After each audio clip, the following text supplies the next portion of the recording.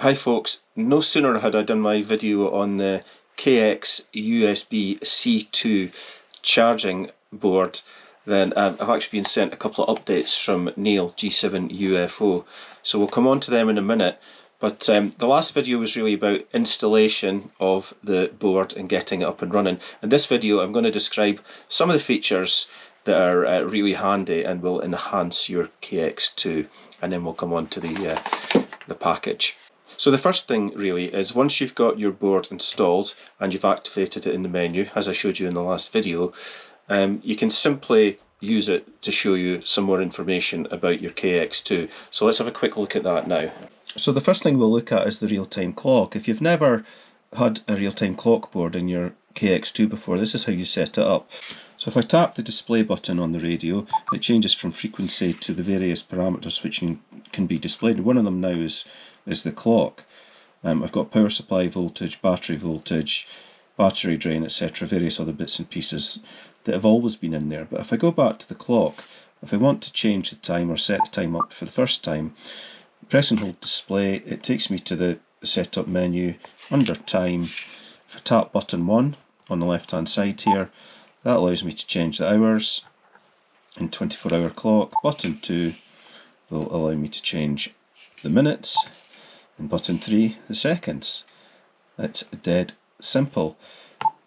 Pressing and hold that and back, and there we go, and that's the time. Now there is another menu in here for time, and it's time adjust, and that allows you to fine tune the time by up to plus or minus 30 seconds real-time clock adjust, because the time will drift slightly over a week or two.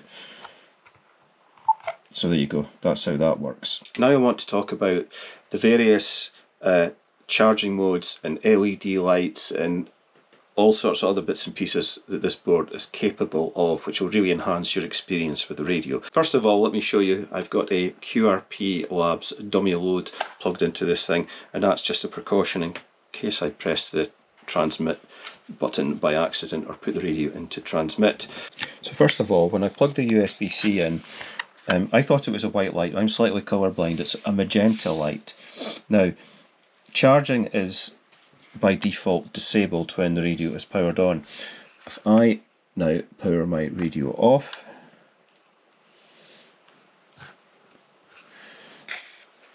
that's flashing green, and the flashing green light means the battery is charging from the USB source.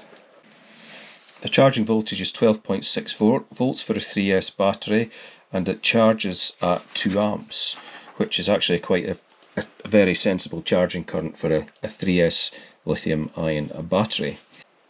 I've unplugged the charger from the mains, and I'm now plugging that end of it into my Android phone, and we can see that the phone is charging using on-the-go charging, and my LED light now is flashing magenta or blue, and that means the radio's discharging, which is obviously correct as it's charging my phone.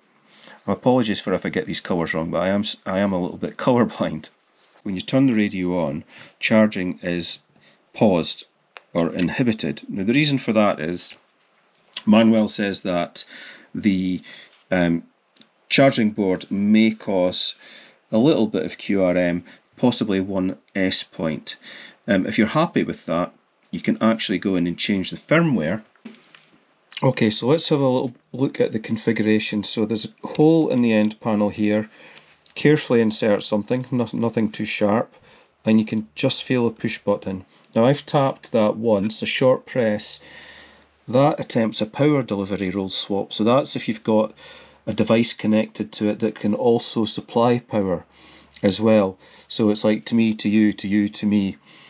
A longer press, 1 to 3 seconds, will enter the configuration mode. So 1000, 2000. We've got a light flash in there. What colour do you think that is? I'm going to say it's amber. If I press for longer than 3 seconds, it's going to reset the board, so I don't want to do that at the minute. A short press will take me through the menu items. A medium press will enter the correctly selected item. So I can change things like the charging current limit, the DC input current limit, charge while rig is on, or enable or disable the thermistor. So to enable charging while the rig is on, which is ultimately the only one I would possibly experiment with at the moment, press the button for 1 to 3 seconds. LED blinks yellow, indicating I'm in menu item 1. So if I press the button briefly 2 times, I will reach menu item 3, which is charging while the rig is on. Right, so we'll try that. So once, twice.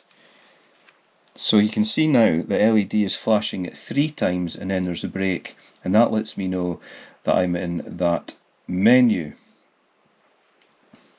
Now I have to press the button for 1 to 3 seconds to enter that menu item.